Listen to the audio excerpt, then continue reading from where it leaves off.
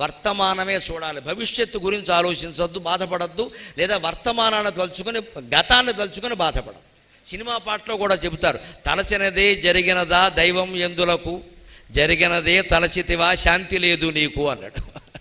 అస్తమాను పాత విషయాలు తలుచుకుంటూ కూర్చోకూడదండి. అయిపోయింది, దాన్ని ఏం చేయలేవు నువ్వు. ఇంకా ఏడాది క్రితం ఏదో జరిగింది, అంతకుముందు ఏదో జరిగింది, ఏం జరిగినా అది అయిపోయింది. పాస్ట్ ఈజ్ పాస్ట్, వదిలేసే ఆ విషయాలు. అలాగే భవిష్యత్తు, రేపు ఏముంటుందో, 19 తర్వాత ఏమిటో, 20 తర్వాత ఏమిటో, నా జీవితం ఏమవుతుందో, అప్పుడు సాఫ్ట్వేర్ ఎలా ఉంటుందో, ఈ మాటలన్నీ వద్దు. అసలు ఆ వచ్చాక ఆలోచించుకుందాం ఆ విషయం. భవిష్యత్తు గురించిన చింత వద్దు, గతం గురించిన బాధ వద్దు. వర్తమానం ఇవాళ నా చేతుల్లో ఉంది, ఇవాళ ఏం చేయాలి అని వర్తమానం గురించి ఆలోచిస్తే జీవితం ఎప్పుడూ బాగుంటుంది. అందుకే ఇంగ్లీష్లో కూడా మీరు గమనించండి, పాస్ట్ టెన్స్ అంటారు, ఫ్యూచర్ అంటారు. వర్తమానాన్ని ఏమంటారండి?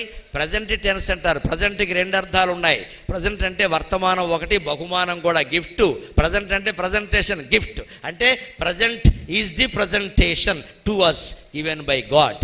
భగవంతుడు మనకిచ్చిన బహుమతి వర్తమాన కాలం, నడుస్తున్న కాలం.